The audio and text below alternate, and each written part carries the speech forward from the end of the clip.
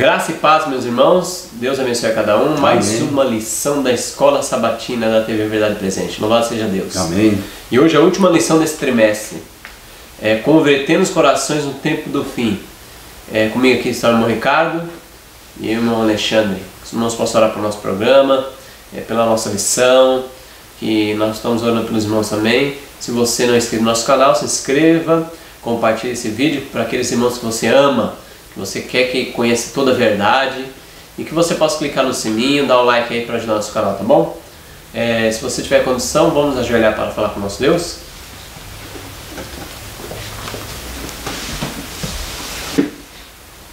Santo Eterno Deus, muito obrigado, porque até aqui o Senhor tem nos ajudado. Amém, Senhor. Obrigado por mais uma vez, nos dar a oportunidade de estudar a sua santa palavra, Deus.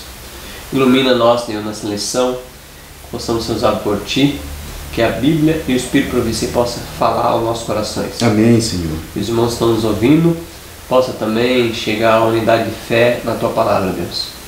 Una o Teu povo, Deus. Sacuda a nossa vida e tira tudo, Deus, que é mal, que não é da Tua vontade. Por favor, Senhor, nos E fortaleça. pedimos, não que haja mérito em nós, em Cristo Jesus. Amém, Deus. Amém. Louvado seja Deus. Muito bem, meus irmãos. Então o texto para nós dar o início aqui na lição da Escola Sabatina está em Malaquias capítulo 4, versos 5 e 6. Eis que eu vos enviarei o profeta Elias, antes que venha o grande e terrível dia do Senhor. E ele converterá o coração dos pais aos filhos e o coração dos filhos seus pais, para que eu não venha e fira a terra com maldição. Malaquias 4, versos 5 a 6, Ricardo. Sim. Olha que interessante. Muito bom, né, Alexandre? E você pode ver que o título da lição é Convertendo Corações no Tempo do Fim. É claro que nós sabemos que nós não podemos converter ninguém. Nós não temos essa capacidade. Não nos foi dado esse poder de converter ninguém. Mas foi nos dado uma incumbência, né, uma obra a fazer, que é levar a mensagem, ser o arauto do Senhor. E a conversão vem da parte do Espírito Santo, conforme está marcado em João capítulo 17 ali, deixa bem claro ali, né, quando o Espírito da verdade, aquele que há de me convencer do pecado, da justiça e do juízo. É o Espírito Santo que faz esse trabalho, é o próprio Deus. A minha obra é somente levar, é somente passar o assim diz o Senhor.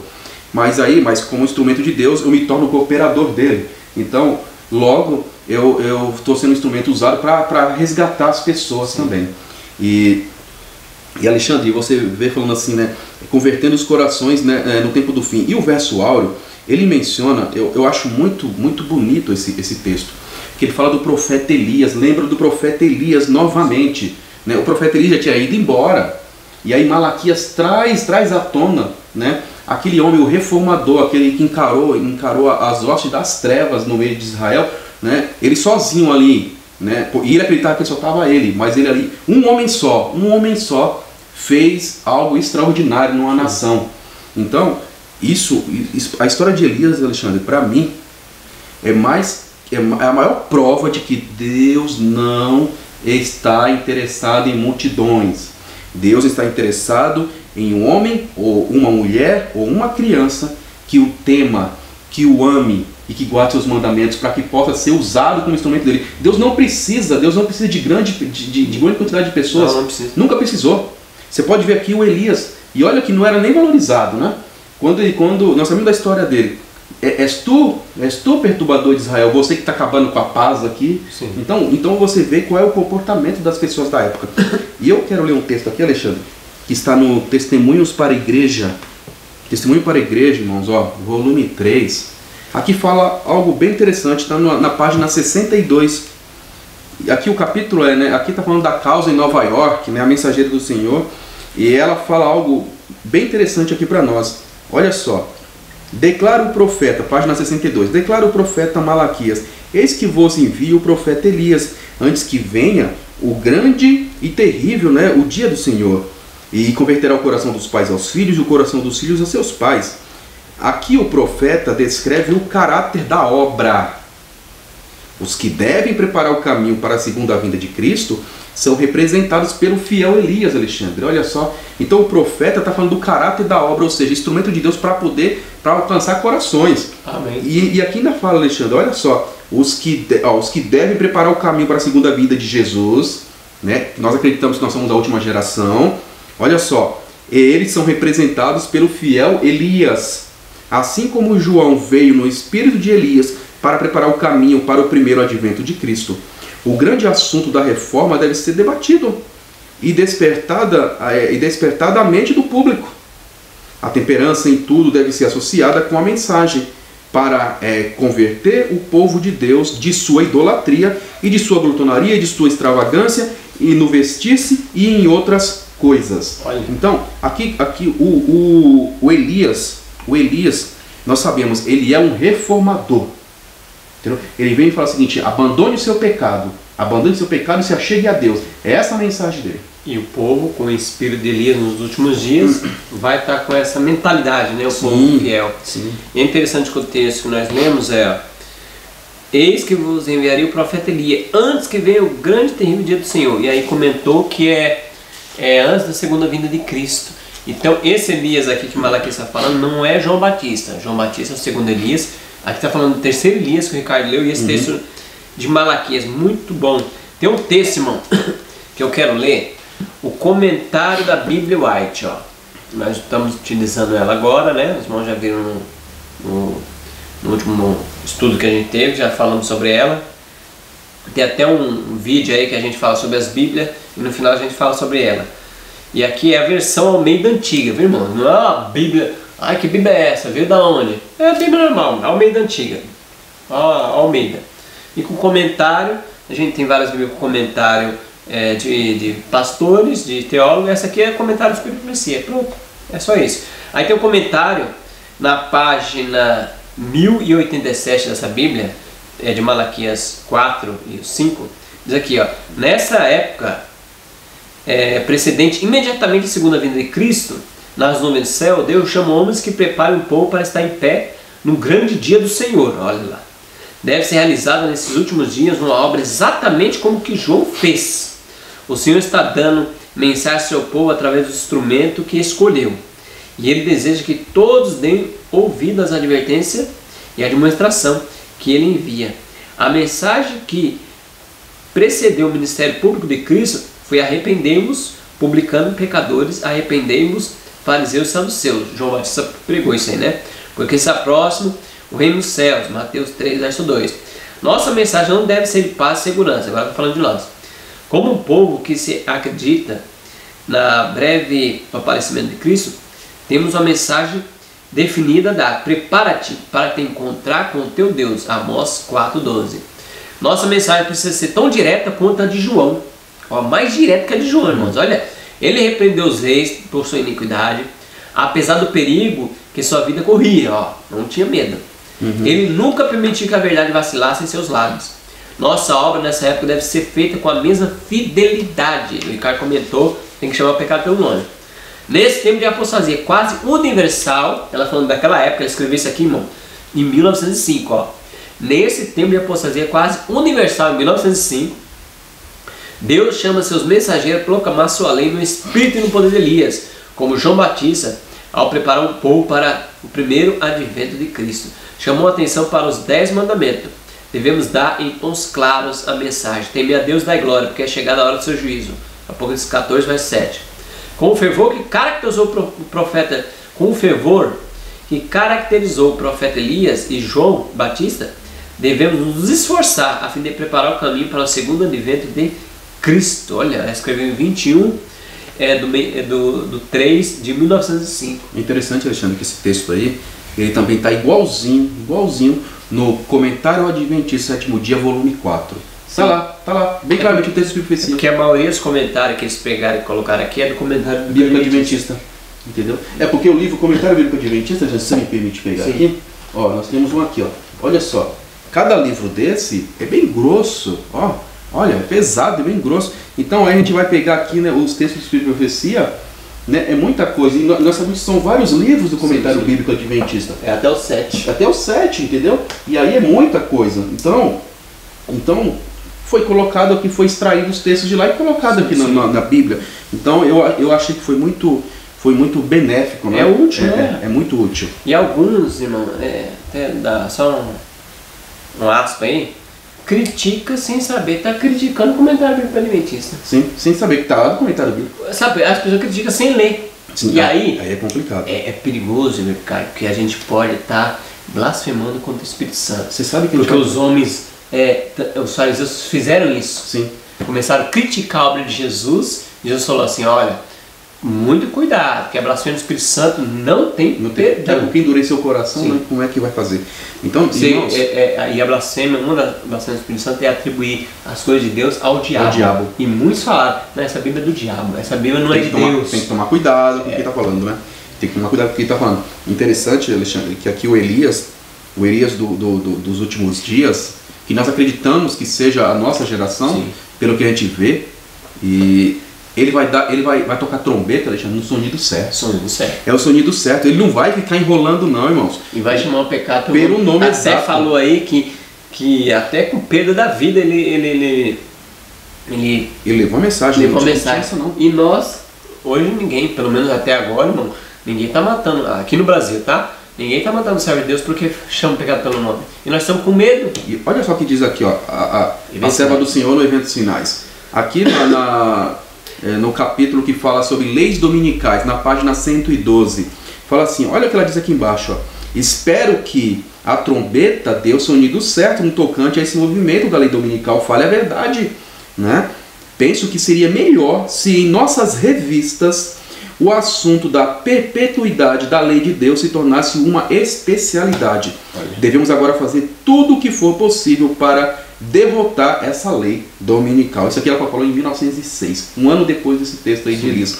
Então, nós temos que falar mesmo, falar da importância da lei dominical, tem que falar mesmo que está vindo a tempestade, que vai vir coisas terríveis, tem que sempre alertar o povo. Mas muitas vezes, Alexandre, você vê no meio cristão pessoas que não querem ouvir essas mensagens, apesar de ser a pura verdade, eles falam assim, você é um alarmista, você está querendo assustar o povo.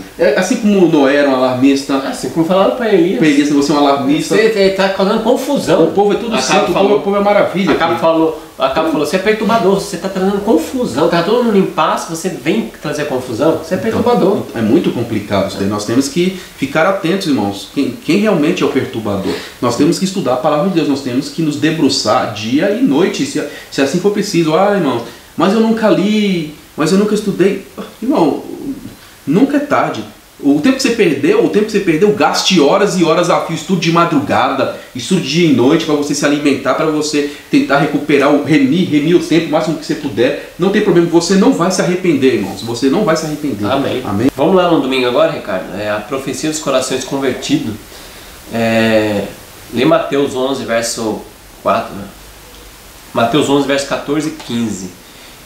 E eu vou ler, você lê também Mateus 17 e 10 e eu vou ler Marcos, tá bom? Tá ok. Irmãos, assim como a Alexandre, a versão da Bíblia que eu estou usando, conforme nós até mencionamos aqui num vídeo anterior, nós falamos que nós iríamos, a partir daquele momento, usar essa Bíblia, né, a Bíblia White, e comparar aqui os textos, né, se realmente ela está de acordo ou não. Então nós vamos ler aqui e você confere na sua Bíblia aí se ela está falando alguma coisa fora do contexto aqui. Sim. Tá bom, irmãos? Vamos ler Mateus capítulo 11. Eu convido vocês que me acompanhem. Mateus capítulo 11. Deixa eu achar aqui. Mateus 11, verso 14. Aqui, 11, 14 diz assim: e se quereis aceitar, este é o Elias que havia de vir. Jesus falando a respeito de João, né? Aí nós temos o verso 15 também. E o verso 15 fala: quem tem ouvidos para ouvir, ouça. E depois o capítulo 17, verso 10. 15, 16, peraí. 17, verso 10, fala assim: e perguntaram-lhe os discípulos: então, por que dizem os escribas que é necessário que venha Elias primeiro? Né? Eu vou ler Marcos 6,15, ó. Mas outros diziam, Elias. Então, outros diziam, é profeta como um dos profetas. E Lucas 1,17, irá diante dele no espírito e no poder de Elias para converter os corações dos pais aos filhos e aos rebeldes à prudência do justo, a fim de habilitar o povo preparado para o Senhor. Então vamos comentar esse domingo aí, Ricardo. A profecia dos corações convertidos. Interessante, Alexandre, que ali esse texto deixa bem claro, essa pergunta, né, que falando para nós esses textos, qual era a mensagem de Elias? Era preparar o povo para o dia do Senhor. Sim. É isso, preparar um povo para que subsista o dia do Senhor, para que esteja em pé. É essa a realidade. E nós temos que fazer a mesma coisa hoje, Alexandre. Sim, e João Batista preparou o povo para a primeira vinda de Cristo. Para a vinda do Salvador. Então não era somente você chegava e você vai falar, não, Jesus é lindo, Jesus é maravilhoso, Jesus é Salvador, né? Jesus morreu na cruz para te salvar. Ninguém está falando que isso é mentira, irmãos. Ninguém está falando que isso é mentira. É verdade. Mas falar que Jesus é maravilhoso, que Jesus é lindo, que Jesus morreu na cruz, né? Como muitas vezes a gente vê em várias igrejas as pessoas falando aí, isso não está levando as pessoas, irmãos, a refletir na sua vida se elas têm que ter mudança ou não. Porque quando elas chegam nas igrejas, eles querem saber o que eu faço para ser salvo. Aí ele fala, aceita Jesus, tá? A pessoa fala, eu aceito Jesus, e aí não tem mudança nenhuma, Alexandre. Muitas vezes, porque eles não sabem o que significa aceitar Jesus. O aceitar Jesus, irmãos, é você crer no poder do Evangelho.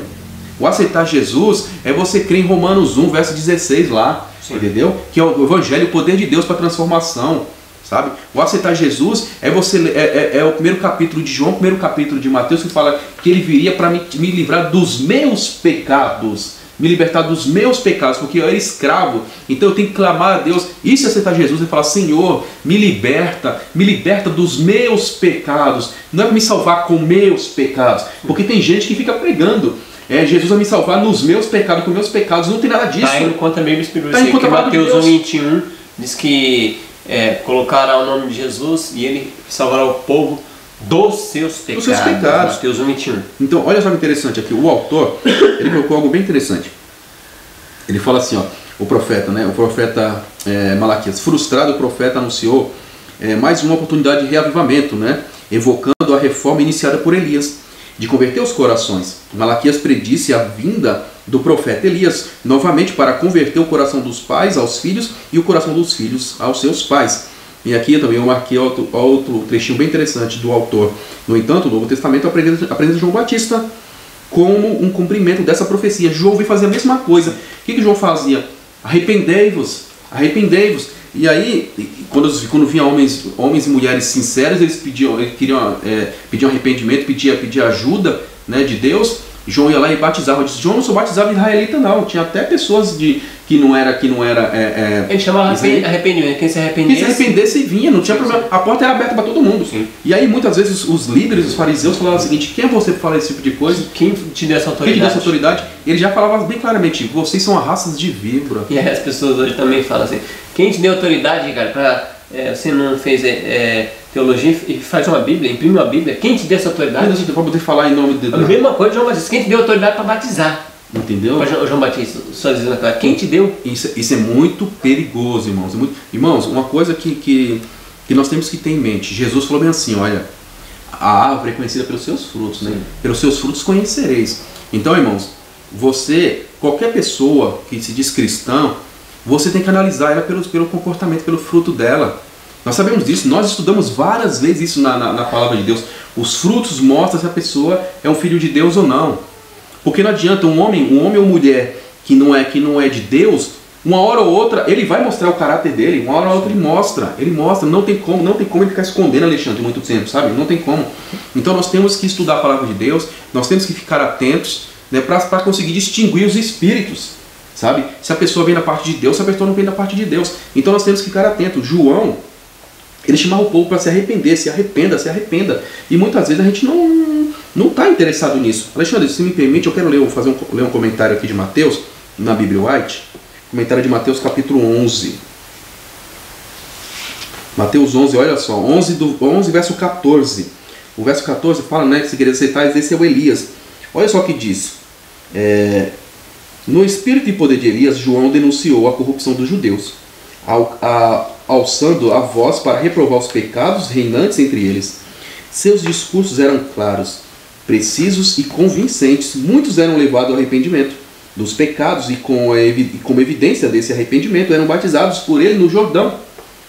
Esta foi obra preparatória, foi a obra preparatória para o ministério de Jesus, o ministério de Cristo.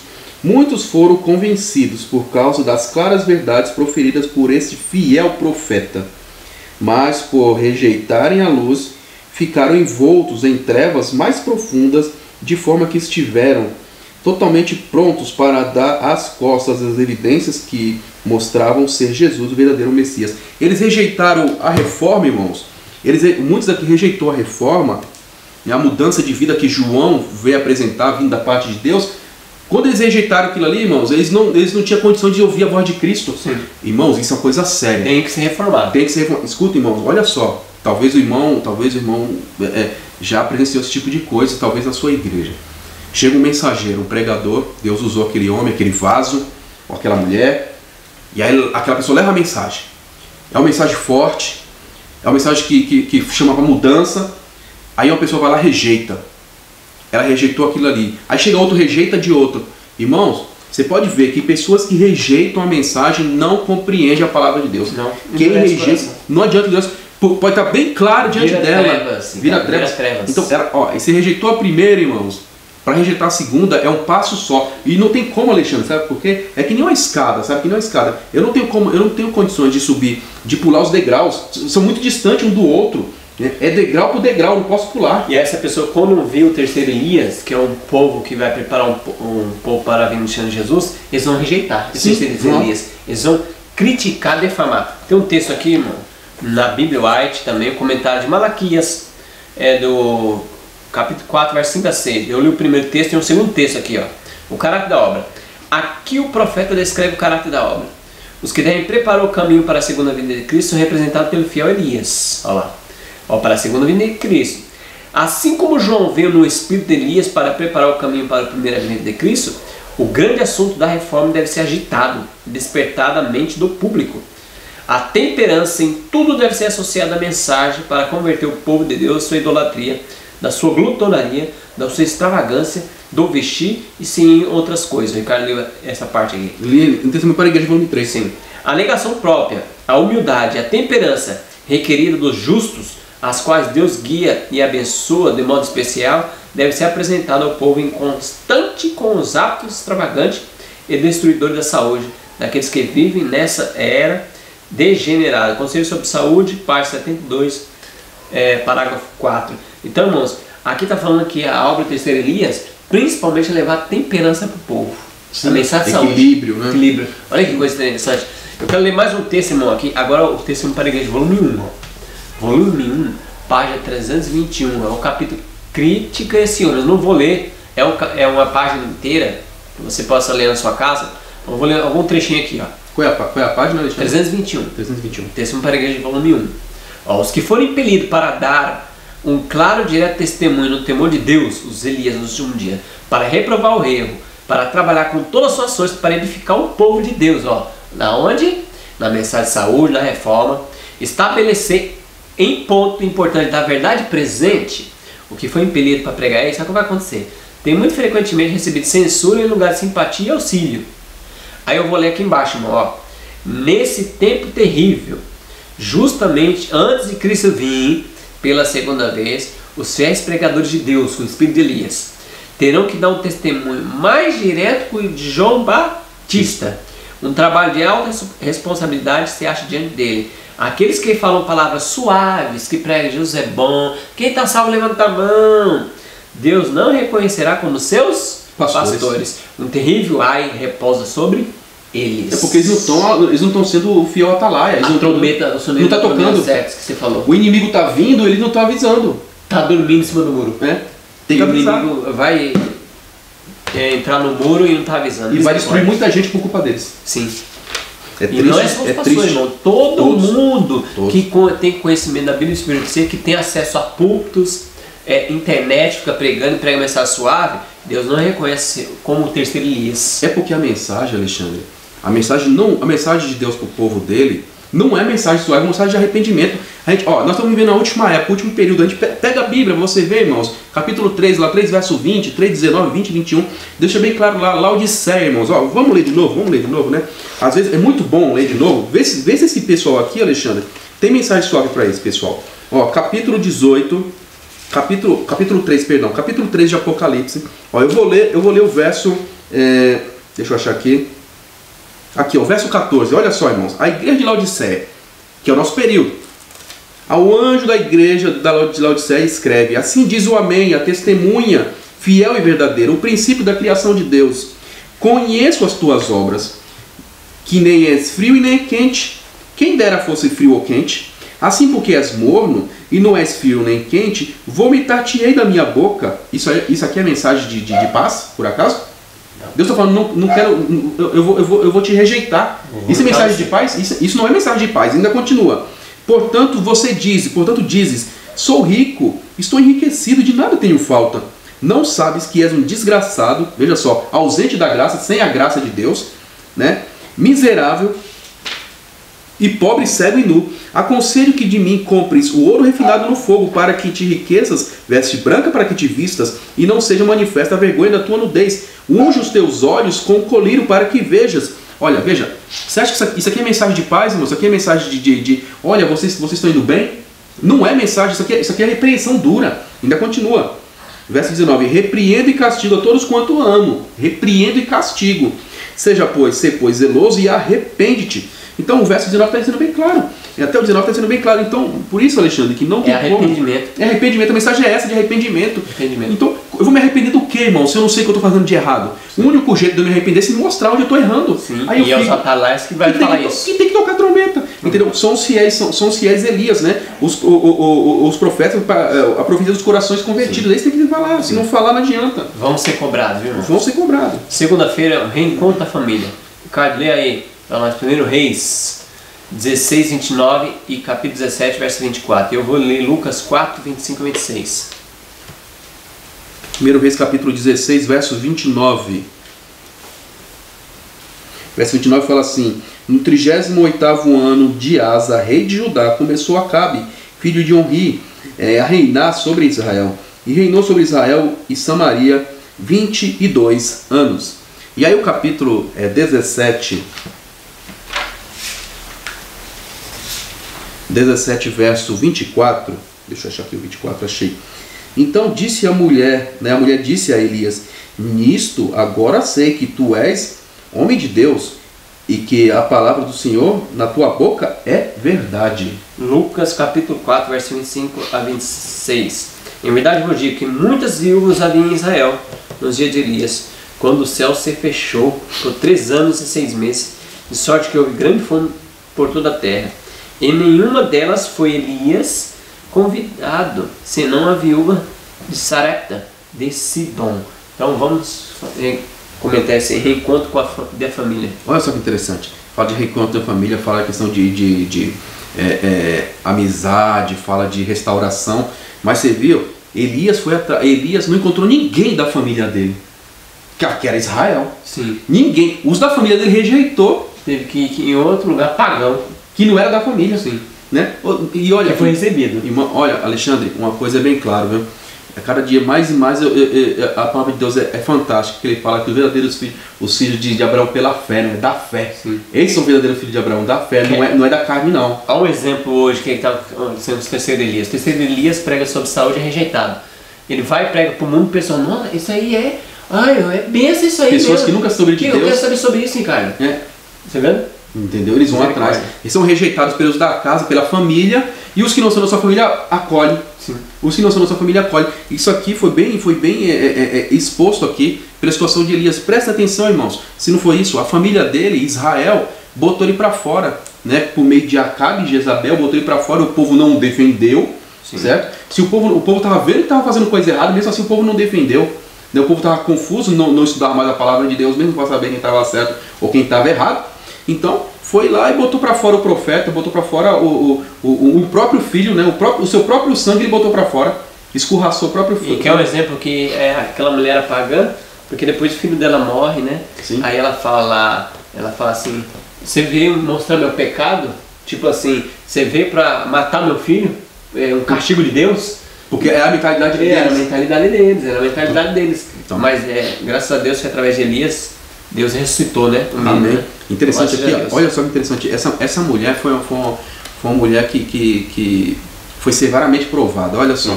O próprio autor, ele fala palavras aqui fortíssimas, Alexandre, e eu marquei, eu achei muito, muito interessante. Ele fala assim, Elias submeteu essa viúva, né, a um teste severo.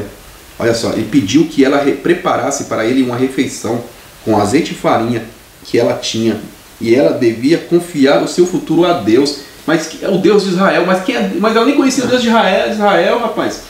Mulher passando fome praticamente, ela falou, só tem isso daqui, eu vou fazer isso daqui, eu vou comer com meu filho, depois a gente vai morrer. Ela não tinha o conhecimento que os israelitas tinham, mas tinha aquele conhecimento pequeno que mínimo ela creu. Assim como aquele soldado que Jesus teve um encontro com ele, aquele soldado, não precisa nem ser na minha casa, Jesus. O que eu sei, o senhor falou, tá falado. Só eu acredito. Aí Jesus falou, nunca vi fé semelhante a essa. Israel. Então, aí, uma coisa, a mulher sabia, só tem esse pedacinho, vou dar vai ser eu e meu filho, vamos comer e vamos morrer, porque não tinha mais nada. Aí o profeta fala, não, vai lá, faz um para mim primeiro, faz um bolinho para mim. Fé na palavra do profeta, que era a palavra de Deus. Faz um para mim primeiro, aí depois o resto você come, né, que seu filho. A mulher ficou assim, meu pai do céu, mas... Olha só, mesmo ela sendo uma mulher de um local que você não esperava ser bem tratado, porque não era o povo de Deus, não tinha bem claro, ela não era do povo de Deus. Sim. Mas olha o sentimento, olha o coração daquela mulher, né? Ela foi bem assim, tratou ele tão bem, né? Tratou ele tão bem, falou, não, eu vou dividir com ele. Olha, isso é um sentimento divino no coração daquela mulher. Por isso que o grande conflito fala que há mais fiéis na Babilônia do que entre nós. Sim.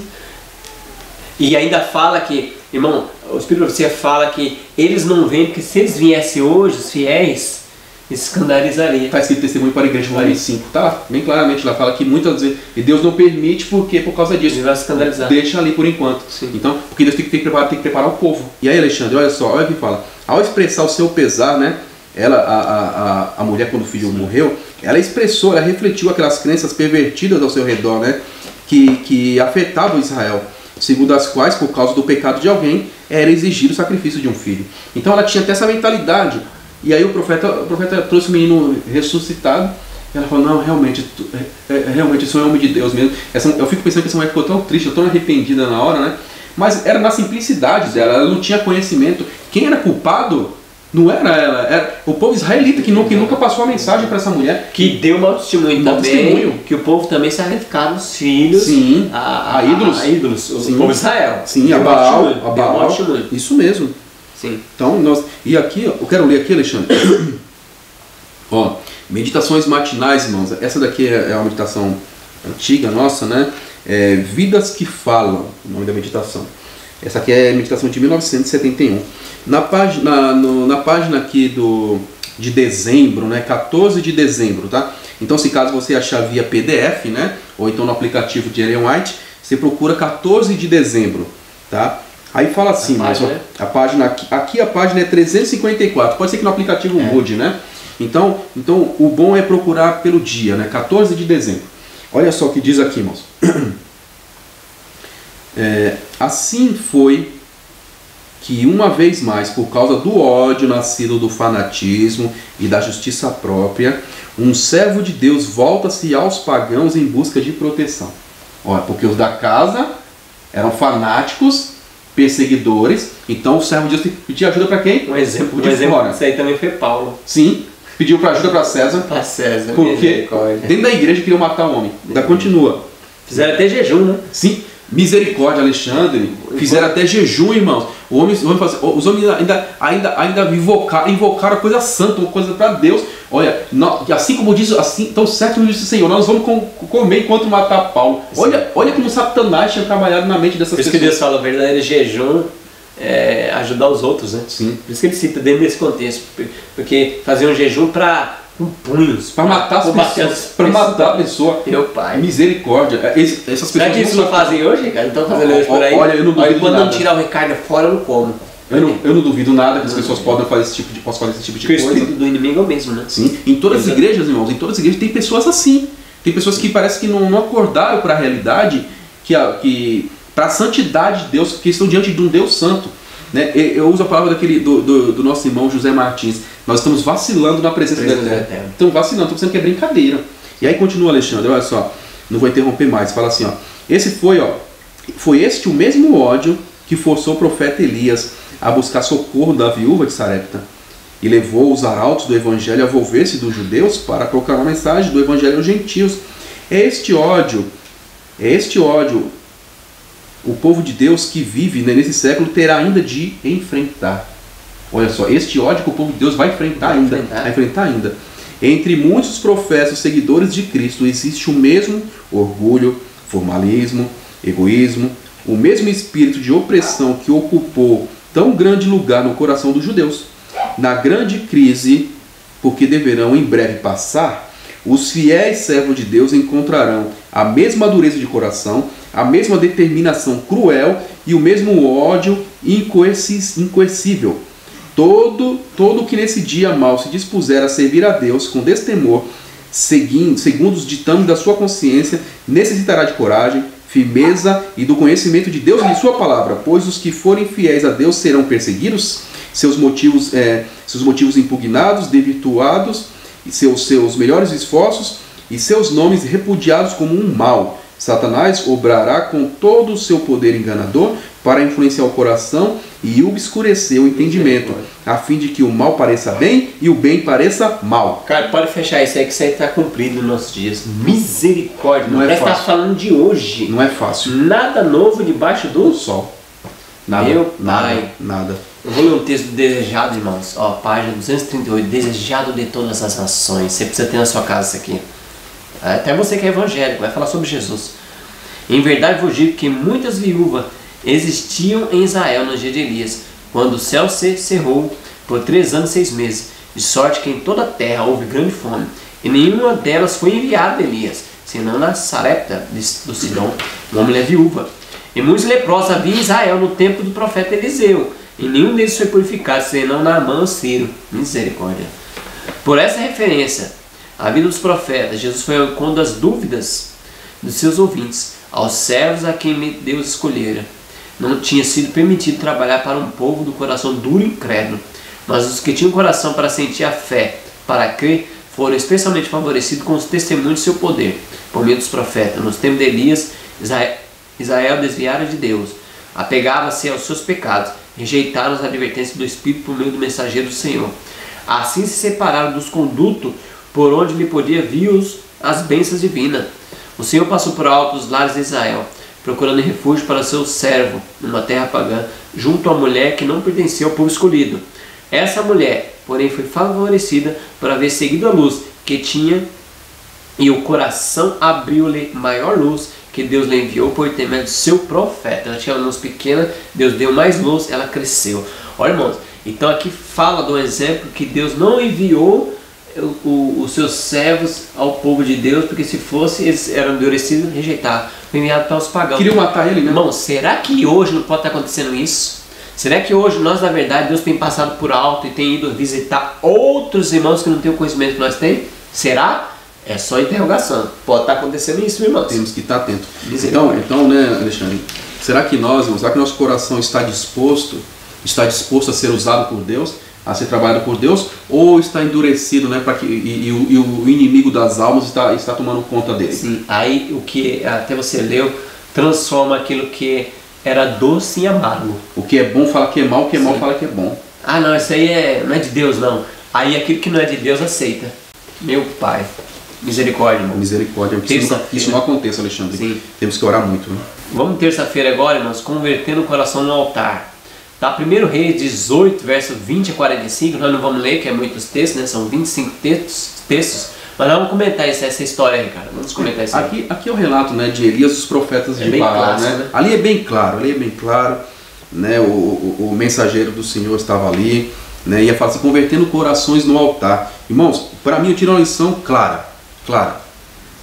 Como está, irmãos, ó, tem um hino na nossa igreja adventista, é um hino assim um pouco antigo, né? Hoje não se canta mais, deveria ser cantado sempre, para que nós nunca esquecêssemos. O título é Como Estás com Teu Deus. Como Estás com Teu Deus, né? Então, dá uma pesquisada na internet, irmãos, procure esse hino, Como Estás com Teu Deus, você vai ouvir. É um hino curtinho, mas no nosso canal tem o nosso quarteto aí, cara, cantando muitos tempos atrás esse hino também, né? Só procurar lá embaixo. Como Estás com Teu Deus. Aqui, bem claramente, o Elias restaurou o altar ali, o altar do Senhor. E olha só que o coitado do profeta passou, né? Ele fala assim, se o Senhor é Deus, serviu, mas se for Baal, serva Baal. Então, Diz a palavra de Deus que o povo não falava nada, Alexandre, não falava nada que o Senhor era Deus. O povo não sabia mais. Então quer dizer que não tinha nem altar no coração, não tinha nem altar na vida deles, assim, sabe? O altar da alma, não tinha um altar para servir a Deus. Para mim, tanto faz. Qualquer Deus que vir, tá beleza. Entendeu? Porque eles não conseguiram, nem Baal eles conseguiram se firmar do lado de Baal para dizer que o Baal era o Deus deles. Porque o rei, a liderança, corrompeu o coração deles. Corrompeu o coração das pessoas. Deixando entrar tudo coisa errada. Então, olha só. No Monte Carmelo, Elias almejava, isso aqui é o autor, né? Ele comentou. No Monte Carmelo, Elias almejava uma renovação da aliança por parte de sua nação, um retorno à fé de seus pais, que traria cura ao povo, aos seus lares e às suas terras. Ou seja, está dizendo bem claramente aqui, restaurar o altar do Senhor na sua vida. Na minha vida, primeiro na minha vida e depois na vida da minha família. Porque não adianta nada eu pedir para que a minha família restaure o altar do Senhor se na minha vida não está restaurado. Então eu tenho que restaurar o altar do Senhor, eu tenho que pedir a Deus ajuda. Senhor, me dê poder, me transforma, limpa meu coração de todo pecado e todo mal, me liberta. Coloca de novo, Senhor, o seu altar aqui na minha vida, no meu coração. Aí depois que o altar está aqui e está queimando, né, queimando o sacrifício a cada dia, que o sacrifício da cada dia é a minha vida consagrada a Deus. Aí sim eu posso ir lá pedir para os outros, né, e tentar incentivar os outros a consertar o altar deles também. Mas porque enquanto eu não fizer isso, não adianta nada eu pedir para as pessoas querer consertar o altar delas. Porque o meu também está destruído. Se o meu está destruído, como é que eu vou dizer como é que tem que ser montado, como é que tem que ser consertado? Porque o profeta, na história a gente vê, o profeta foi lá, bem calmamente foi lá, pegou 12 pedras, restaurou o altar do Senhor, pegou as pedras representando as 12 tribos de Israel e deixou tudo bonitinho o altar. Tudo bonitinho. Então é assim que tem que ser feito, irmão. Primeiro eu consertar o meu altar, sim, o altar da minha vida. E depois sim eu vou lá como instrumento de Deus, vou permitir que Deus, peço a Deus que Deus me use para me ajudar o outro filho de Deus a consertar o seu altar. É isso que eu tenho que fazer. Texto lá adventista, irmão, ó, páginas 11 e 12, vai falar aqui para a família. Todo membro da família se centraliza no pai. Ele é um legislador, ilustrando em sua própria varonilidade as severas virtudes, energia, integridade, honestidade, paciência, coragem, diligência e prestatividade. O pai, em certo sentido, o sacerdote da família, representante ante o altar de Deus, o sacrifício da manhã e da tarde, o culto. A esposa e os filhos devem ser encorajados a unir nessa oferenda e também a participar do cântico do louvor. De manhã e de tarde, o pai, como sacerdote da família, deve confessar a Deus os pecados cometidos por si e pelos seus durante o dia. Tanto os pecados de que tem conhecimento, como aqueles que são secretos e que só Deus conhece, devem ser confessados. Essa regra de ação é zelosamente mantida pelo pai quando presente ou pela mãe quando o pai está ausente, resultará em bênçãos sobre a família. Irmão, tem que fazer o culto de manhã e à tarde, manhã à tarde, manhã à tarde, aqui representando, edificando o altar. Foi muito altar destruindo a família e os filhos, irmão, crescem e aí depois os pais falam, ah, mas ele que escolheu. Ele que escolheu não, você já deu um direcionamento para ele escolher coisa errada. Sim, porque você não fez a sua parte. Sim. E olha só, irmãos, e como eu falei aqui a respeito do altar, o comentário aqui de Ellen White na Bíblia White, relacionado ao capítulo 18, eu vou ler o verso 21 e o verso 22 e vou falar o comentário aqui. Olha só, o verso 21 fala assim, e Elias chegou a todo o povo e disse, até quando cocheareis entre dois pensamentos, entre dois, né? Se o Senhor é Deus, segui-o, mas se é Baal, segui-o. O povo, porém, não respondeu nada. E aí o verso 22, então Elias disse ao povo, só eu fiquei dos profetas do Senhor, era o que ele acreditava, né? Mas os profetas de Baal são 450 homens. Veja, isso aqui foi o que ele falou para o povo. E olha só o comentário aqui do Espírito de Profecia relacionado a esse capítulo aqui, pelo menos no versículo 22. Fala assim, ó, se Deus aborrece um pecado mais do que o outro, do qual seu povo é culpado, é o de nada fazer em caso de emergência. Se Deus aborrece um pecado mais do que outro, do qual seu povo é culpado, é o de nada fazer em caso de emergência. Indiferença e neutralidade numa crise religiosa são consideradas por Deus como um crime grave e igual ou pior tipo de hostilidade contra Deus. É. Gente, da Intenção para a Igreja, volume 3, página 280. 280. Então, você ficar neutro, não, estão falando aí, né? Estão falando aí. Mas eu tenho a minha experiência. Eu tenho minha experiência com Deus. Eu leio minha Bíblia sozinho na minha casa, né? Estão falando isso do irmão aí. Estão falando isso. Não quero confusão. Eu não quero confusão. Eu não creio assim como ele está falando. Eu não creio assim como esse líder está falando, ou como o irmãozinho está falando. Mas é cada um na sua, né? Cada um na sua. Neutro, né? Eu tenho minha experiência, né? Ou seja, ele não toma posição. Ele tem a mensagem da verdade, sim, porque Deus colocou na mente dele, Deus mostrou para ele, mas mesmo assim ele não fala assim, ó irmão, o irmão está falando assim, mas está escrito assim na palavra de Deus. Quando você vai lá, irmãos, e mostra a palavra para a pessoa, você não está sendo neutro, você não está sendo indiferente, você está sendo usado por Deus para abrir os olhos das pessoas, entendeu? Porque a pessoa tem que tomar decisão. É aqui falou que é um crime. É um pecado com Deus. Ao pior tipo de hostilidade contra Deus. Rebeldia, Deus considera como rebeldia contra ele, hostilidade contra Deus. Então aqueles que estão com a trombeta aí, não está tocando, não tá tocando, é neutro, é covarde, e para Deus é a pior hostilidade. Então tem muita gente que bate no coração, no peito, eu sou ancião, eu sou líder. Você é, então você vai ser cobrado como líder. Sim. Você vai ser cobrado como líder. Se não fala nada, se não chama o pecado pelo nome, não traz o povo para uma reforma, só fica falando palhaçado no púlpito, brincadeira, rindo, assim que você vai ser cobrado. Sim. E eu também, Ricardo. Sim, qualquer um de nós, a balança de Deus é justa. O que nós tínhamos que subir no púlpito, Ricardo, como se fosse a última mensagem de advertência ao mundo. É a minha última mensagem, é a única. Jesus vai voltar amanhã. E Jesus pode voltar hoje. Sim, e tem que pregar com seriedade. Tem que falar com seriedade. Seriedade, não assim, não, uma meditaçãozinha assim rapidinho, só pra. Não é encher linguiça, não, irmão. É a última mensagem de advertência. Você tem que subir como se fosse a única vez, a última vez da sua vida que você vai te levar uma mensagem. E não é brincadeira. Mas muitas vezes as pessoas, Alexandre, eles não levam a sério, quando sobe no púlpito não leva a sério, como você mencionou. E em meio à crise, ele não toma posição ao lado de Deus também. Mesmo sabendo que aquilo está errado. Sim. Ele fica quieto, ele deixa pra lá e não conversa. Ele pode até pensar assim, Alexandre, não, eu não quero causar tumulto. Você não precisa causar tumulto, Alexandre. Mas você pode muito bem conversar com as pessoas. Olha, irmão, o que foi falado aí por essa pessoa não está batendo com a palavra de Deus, não. Quando você não precisa ser grosseiro, sabe, Alexandre? Ficar tumultuando. Não é isso. Mas você tem que falar para as pessoas. Porque as pessoas vão conversar sobre isso. Você tem que mostrar, olha, irmão, está escrito isso, está escrito isso. Não, você não fala nada. Você está vendo que a pessoa está alimentando o erro, sabe? O erro no seu coração e você não avisa.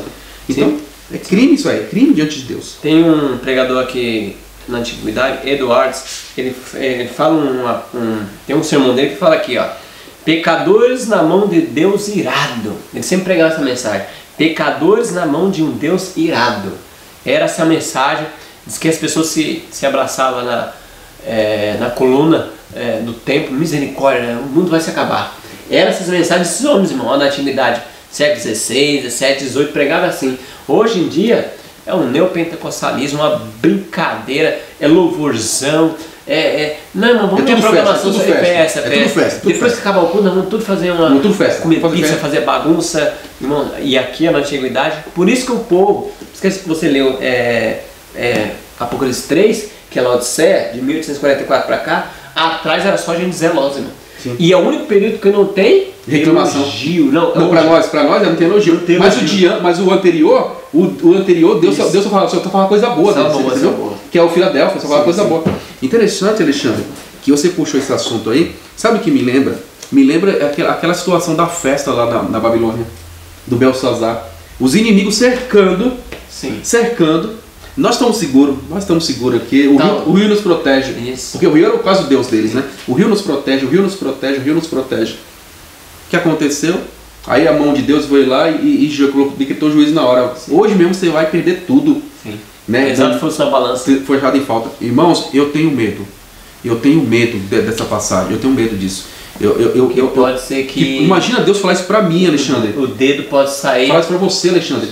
Você vai pesar de fachada em falta. Misericórdia. Eu fico horrorizado. Mas pode acontecer, sabe por quê, cara? Porque tá passando, o juiz investigativo tá passando os nomes dos mortos, né? Sim. A morte fala que pode ser que tenha passado os dias, nós sabemos quando vai passar os dias. Pode ser que passe o nosso. Se passar o nosso, irmão, Deus não volta atrás. O coração endurecido, filho. Não volta atrás. Deus só espera assim, apesar de fosse na balança, já é pro próximo. É porque o coração endureceu, né? Não vai ter como voltar mesmo. O coração endureceu. Nós temos que tomar muito cuidado, irmão, para não rejeitar a palavra de Deus. Irmãos, Eu não estou falando aqui, irmãos, que a pessoa que, o irmão é sem pecado, o irmão é perfeito. Não, irmãos, não tem pessoas perfeitas.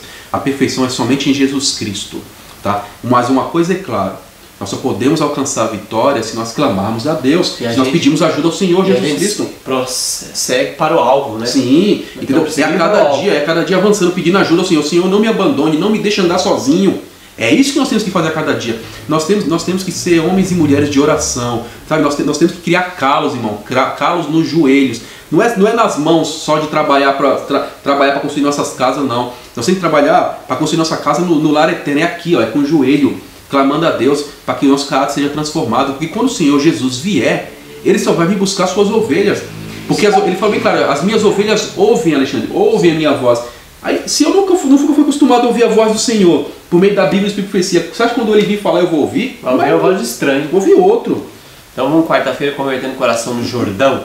Mateus, lê para nós aí, Ricardo. Agora não vamos falar mais de João Batista. Mateus 3, verso 2, o 8.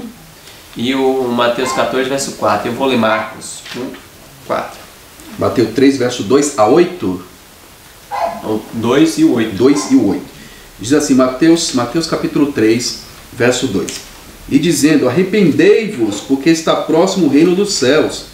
E o verso 8 fala assim, produzi, pois, frutos dignos de arrependimento. João Batista está falando isso, né? E Mateus 14, verso 4. 14 agora, deixa eu achar aqui. 14, verso 4 fala assim, pois João lhe dizia, não te é lícito possuí-la. Está falando aqui do caso do Marcos agora 1, 4, eu vou ler assim, ó. João veio batizando no deserto, pregando batismo de arrependimento para a remissão dos pecados. E Lucas 3:3, ó. E ele percorreu toda a circunvizinhança do Jordão, pregando batismo, arrependimento pela remissão dos pecados. E agora o verso 8 e o 9, olha lá. 8. Produzi fruto digno de arrependimento, e não comecereis a dizer em vós mesmos, temos por pai Abraão, porque eu vos digo, até dessas pedras Deus pode suscitar filhos de Abraão. Também já está posto o machado à raiz da árvore. Toda árvore, pois que não produzir bom fruto, é cortada e lançada no fogo. E agora o verso 11 e o 13 e o 14. Respondia-lhe então, aquele que tem 2 túnicas reparta com o que não tem nenhuma. E aquele que tem alimento faça o mesmo. Verso 13. Respondeu ele, não cobreis além daquilo que vos foi prescrito. Verso 14. Interrogaram-nos também uns soldados. E nós, o que faremos? Diz-lhes, a ninguém maltrateis, nem deis denúncia falsa, e contentai-vos com o vosso salário. Então vamos comentar esses textos que a gente leu aí, Ricardo. Convertendo o coração no Jordão. Interessante, Alexandre, é que ali tinha pessoas que se converteram, mas muitos, Alexandre, não se converteram. Além de não se converter, foram usados pelo inimigo para disseminar a cisana maldita, sabe? Para poder afastar as pessoas do caminho, né?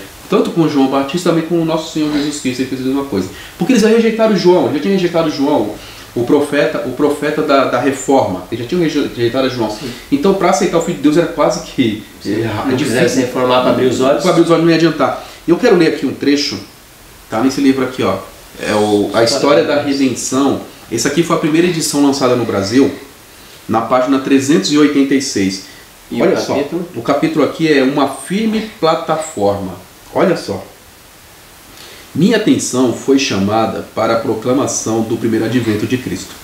João foi enviado no espírito e poder de Elias, a fim de preparar o caminho para Jesus.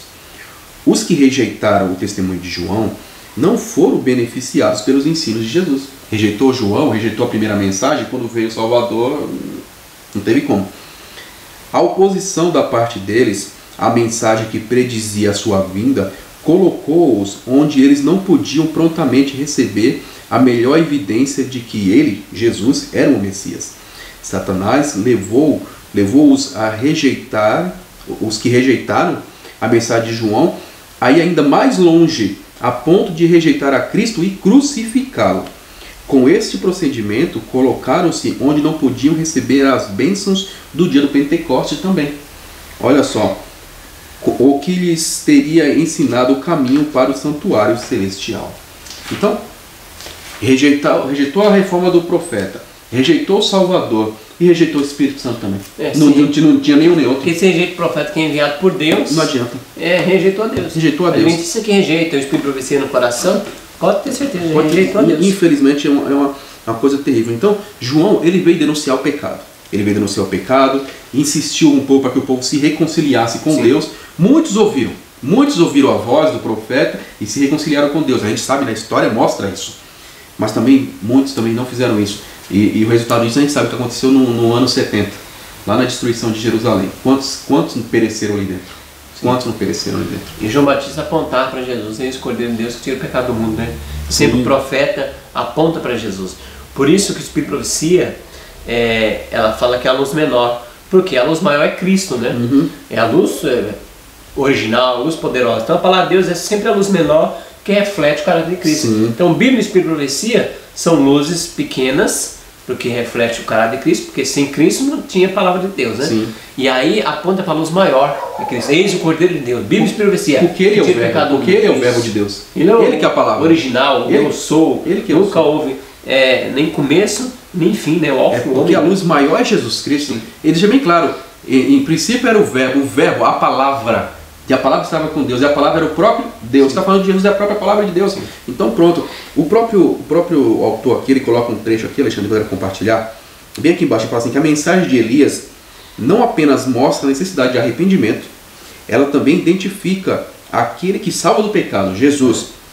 Também gera entusiasmo a respeito dele e apresenta pessoas a ele. Então a mensagem de Elias não era somente pedir para as pessoas se arrepender, mas também era preparar o caminho para o Senhor. Falar, o dia do Senhor está próximo, o dia do Senhor está próximo. Então, quando aquelas pessoas se arrependeram dos seus pecados, quando viram Jesus, falaram, realmente é o Messias mesmo, o que o João está falando, ele é o Messias. Então ficou fácil para as pessoas aceitarem. Você pode ver que teve Tiago, teve João, teve Pedro, teve o irmão dele André, e muitos outros lá que seguiram Jesus, porque reconheceram isso, mas muitos não reconheceram. Então. Tem na lição aqui no parágrafo acima que o Carlos leu, como um fazendeiro que lavra a terra firme a fim de prepará-la para receber a semente, João denunciava o pecado e insistia com os pecadores para que eles se arrependessem.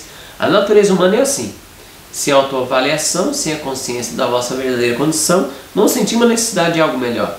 A mensagem de João Batista chamava a atenção do povo à santidade das exigências de Deus e a necessidade que ele tinha da sua perfeita justiça.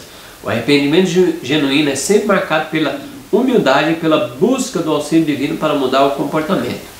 Ao expor a hipocrisia superficial e egocêntrica daqueles que afirmavam ser filho de Abraão, ele buscou revelar o significado mais profundo da fé dos seus pais. Ou seja, aqueles homens achavam que ser filho de Abraão, porque era filho na genealogia, era estar salvo. Membro da igreja, né? Eu sou membro da igreja, eu estou garantido. Assim como muitos hoje, que acham que são membros da igreja, que não da igreja, está salvo. Está salvo. E aí, o João Batista, se estivesse hoje aqui, ele batia numa pedra e dizia, até dessa pedra ele faz ser um adventista.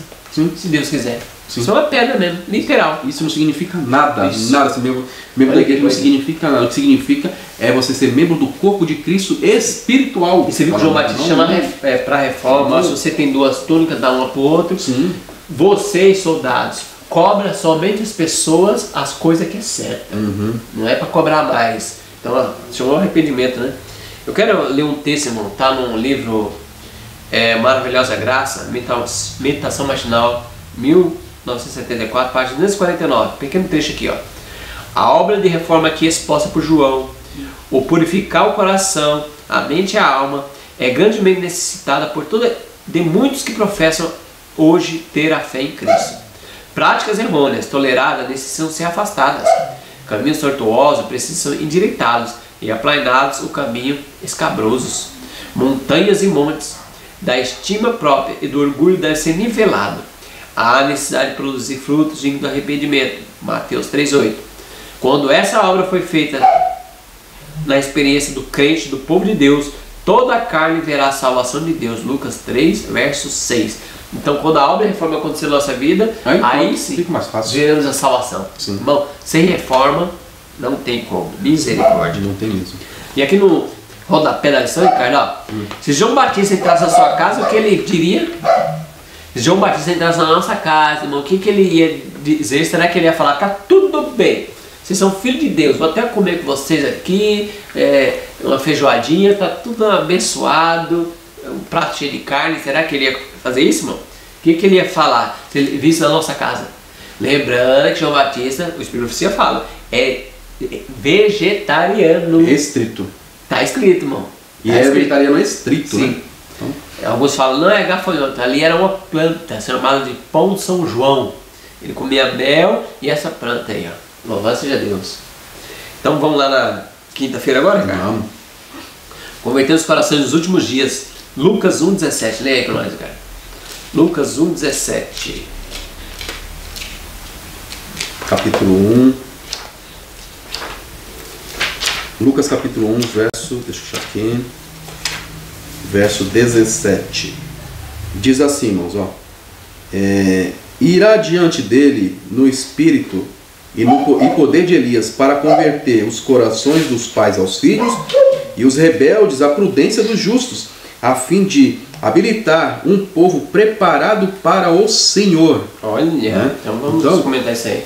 Irmãos, então assim como João Batista, ele estava preocupado em preparar o povo, Alexandre, para subsistir ao dia de Deus, ao dia do Senhor. Nós temos que ter esse mesmo objetivo, esse mesmo pensamento. Essa é a nossa missão. É a nossa missão, Alexandre. Então, irmãos, para e pense. Imagina só, eu vou sair para dar um estudo bíblico, Alexandre. Vou sair para dar um estudo bíblico. Aí eu chego lá para dar um estudo bíblico, eu não falo a mensagem para ele. Eu estou mais preocupado em trazer ele para a minha igreja do que prepará-lo para ficar em pé diante de um Deus todo-poderoso. Nós estamos mudando a missão, nós estamos preparando as pessoas para ficar dentro da igreja. A comunidade, nem igreja, não pode falar isso que espanta as pessoas. Comunidade. Então não é isso. Deus não chamou você, meu querido, minha querida. Eu estou falando para você de todas as igrejas, tá? Todas. Não estou falando somente dos adventistas, não. Deus chamou você para ser um instrumento dele, entendeu? Para levar a mensagem de salvação e misericórdia, para preparar o homem e a mulher para ficar em pé, firme, diante de um Deus santo. Diante de um Deus santo. Que vai vir com toda a glória. Com toda a glória. E a gente sabe que ele vem irado contra o pecado. Sim. Vai vir irado. Porque a palavra de Deus é bem clara. É fogo consumidor. Paulo deixa bem claro ali, em Tessalonicenses. Fala que quando o Senhor viesse, vai tocar a trombeta, capítulo 4, né? Tocando a trombeta, a ressoada de Deus, né? Então, assim, aqueles que tiverem pecado vai ser fulminado. Vai ser fulminado na hora. De Deus. Com a glória de Deus, fulminado na hora. Vai ser fulminado. Então, não é brincadeira. Então, assim, não estou falando para botar medo nas pessoas, mas para mostrar para as pessoas a importância de estar em pé diante de um Deus santo. Porque ele é santo. Né? Ele mesmo fala, sede santos porque eu sou santo. Ele não vai vir como um homem mais, ele vai vir com todo o poder e glória. Aí vai vir como juiz dessa terra. Sim. Então não é. Vem até com a foice na mão, né? Sim, é para fazer a ceifa, né? Sim. Então ele vem agora. Então nós temos que ter isso em mente, irmãos. Nós temos que preparar o povo para o dia do Senhor. Agora, irmãos, mas como eu preparo uma pessoa, Alexandre, para o dia do Senhor, Alexandre? Sim. Como eu preparo a pessoa para o dia do Senhor? Você acha que só basta eu sair somente falando, olha, Jesus morreu por mim, Jesus é lindo, Jesus é maravilhoso, né? Ou eu tenho que mostrar pela voz e pela vida que eu creio nesse daí. Sim. Porque não adianta nada eu somente falar também. Né? Muitos, você pode ver, irmãos, ó, se pregação, se mensagem de púlpito convertesse todas as pessoas, estava todo mundo salvo. Está todo mundo salvo. Então, não é mensagem de púlpito que converte as pessoas, a mensagem que converte as pessoas é a mensagem da vida vivida. Que a pessoa fala realmente. Jesus falou assim: expor-me com seus lábios, mas seu coração está longe de mim. Está falando assim: ô Senhor, porventura profetizando o teu nome, Mateus 7. E aí? E porventura nós expulsamos muito demônio. Jesus vai falar assim: nunca vos conheci. Vós que pratica pecado, iniquidade. Sim, a iniquidade, pecado. Então, olha, aqui no Ciência do Bom Viver, na página 100. Ó, Ciência do Bom Viver, irmãos, tá? Esse daqui, tá? Isso aqui é capa verde, né? Quando fizeram, agora tem outro, mas o formato é o mesmo. Página 100. Fala assim, irmãos, ó. Nossa confissão de sua fidelidade é o meio escolhido pelo céu para revelar o Cristo ao mundo. Cumpre-nos reconhecer sua graça, segundo foi dada a conhecer por intermédio dos santos homens da antiguidade. Mas o que será mais eficaz é o testemunho de nossa própria experiência. Sim. Somos testemunhas de Deus ao revelarmos em nós mesmos a operação de um poder divino. Cada indivíduo tem uma vida diversa da de todos os outros e uma experiência que difere muito das deles. Deus deseja que nosso louvor ascenda a Ele, levando o cunho de nossa própria personalidade. Esses preciosos reconhecimentos para o louvor e a glória de sua graça, quando corroborados com uma vida semelhante à de Cristo, possuem irresistível poder, o qual opera para a salvação de almas. Então tá aí, Alexandre, um testemunho, uma vida em favor da causa de Deus, né? Fala mais que qualquer palavra, mais de 1000 palavras. Então, né? Então, irmão, se a gente colocar em prática Bíblia, Espírito e Profecia, as pessoas vão ver em nós e vão pegar nossa orla da nossa roupa e falar assim: você tem Jesus, eu quero ir com você. Isso vai se cumprir, né? Sim. Vamos então, sexta-feira agora, Ricardo, vou ler o texto aqui, aí nós comentamos para terminar, que está no Comentário Bíblico Adventista que você mostrou, volume 4, página 1306, olha lá. Nossa mensagem precisa ser tão direta como a de João. Ele repreendeu os reis por sua iniquidade. Apesar do perigo que sua vida corria, ele nunca permitiu que a verdade vacilasse em seus lábios. Nessa época, nossa obra deve ser feita com a mesma fidelidade. Irmãos, misericórdia. Olha só, nós temos que agir como Elias agiu, em face até da morte, se for o caso, irmãos. Aí eu fico pensando, quantos de nós tem essa coragem hoje? Eu não sei, irmãos, eu não estou aqui para apontar, mas uma coisa é clara: quando nós fomos chamados, irmãos, para testemunhar como Elias foi chamado, que nós possamos estar lá e dizer: eis-me aqui, Senhor, eis-me aqui, estou aqui para fazer sua obra. Porque se eu não estiver preparado, irmãos, eu vou envergonhar o nome de Deus. Então eu tenho que clamar a Deus, eu tenho que ser um homem de oração, eu tenho que buscar a presença de Deus a cada dia e pedir: Senhor, me faça um instrumento teu, não deixa que eu envergonhe o seu nome. Sim. Porque não vai ser fácil não, Alexandre, não vai ser fácil não. Muitos vão, eventos finais deixa bem claro que muitas estrelas vão apagar. Sim. Muitas estrelas vão apagar, pessoas que muitas vezes para nunca mais brilhar. Às vezes as pessoas que nós admirávamos, sabe? Nossa, eu gosto muito desse líder, eu gosto muito desse pastor, eu gosto muito dessa irmã, né? Ele é uma pessoa, né? Canta bem, prega bem.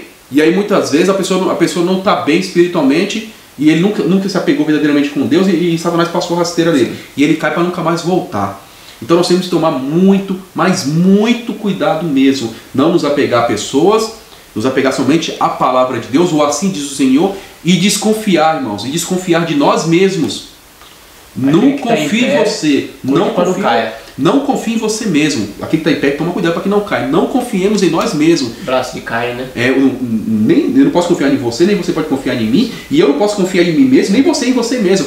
Porque uma hora que a gente pensa que nós estamos firmes é a hora que o inimigo passa a perna. Então nós não podemos confiar em nós mesmos. Nós temos que pedir ajuda ao Senhor. Esse é o único que é garantido que nós podemos confiar para que nós tenhamos a vitória.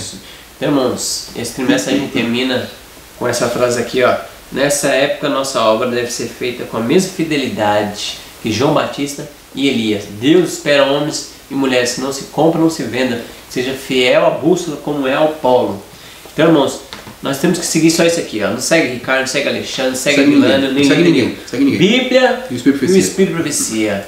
Olha, e aqui é a benção, né? Que tem Bíblia e Espírito e Profecia junto, essa Bíblia. Então compra essa Bíblia para você, irmão. Sim. E vai, ó. E vai estudando. Vai estudando, vai lendo, comparando texto com texto, passagem com passagem, e você e sua família vai ser vitorioso. Amém. Que Deus abençoe você e sua família, que o altar da sua casa possa estar erguido para a honra e glória ao nosso Deus. Amém. Quando Deus vier no nome no céu, você abrir os seus braços e dizer: eis é o nosso Deus a quem aguardar. Glória a Deus, louvado seja Deus. Você compartilha essa mensagem com outros irmãos. Se você não é inscrito, se inscreva no nosso canal. Comenta aí o que você está achando da lição, tá bom? Pra gente saber aí como os irmãos estão comentando a lição, o que está achando, tá bom? Pode criticar também, em nome de Jesus, tá bom? Que Deus abençoe a cada um. Vamos orar ao nosso Deus, se você tiver condição. O Ricardo vai fazer a última oração nesse trimestre. E na próxima lição estamos juntos, em nome de Jesus. Senhor bendito, nós te agradecemos por sua bondade, Senhor, por esse trimestre que o Senhor colocou diante de nós, essa lição maravilhosa, Senhor, a lição que nos mostra a importância da família bem ordenada no teu caminho. Senhor bendito, mas o Senhor bem sabe, Pai, que nós somos frágeis, nós somos muito frágeis para poder estarmos em pé por nós mesmos. Por isso, Senhor, tudo que nós estudamos aqui, tudo que nós compartilhamos com nossos irmãos aqui, por meio da adoração, por meio da palavra, Senhor, tudo isso, Pai, nos dê poder, Senhor. nos dê poder para que isso seja uma verdade, isso seja uma realidade na nossa vida e na vida dos nossos amigos, dos nossos irmãos. Amém. Que a sua palavra seja uma verdade, seja realidade em nossa vida. Que nós sejamos instrumentos seus, Senhor, para alcançar as pessoas que estão se perdendo aí fora. Amém, Deus. Senhor bendito, peça suas bênçãos sobre aqueles que nos assistiram, sobre aqueles que nos acompanharam, sobre aqueles que estão nos vendo pela primeira vez, Senhor. Amém. Que as bênçãos do Senhor sejam sobre esses irmãos, sobre Amém. essas irmãs, fortalecendo a cada dia suas vidas, para que na volta do Senhor, com poder e grande glória, eles possam estar em pé e dizer com toda alegria do seu coração: eis o nosso Deus a quem nós aguardamos. Amém. Senhor bendito, peça as suas bênçãos sobre nós, sobre a sua igreja, sobre o seu povo, em nome do Senhor Jesus. Amém. Amém.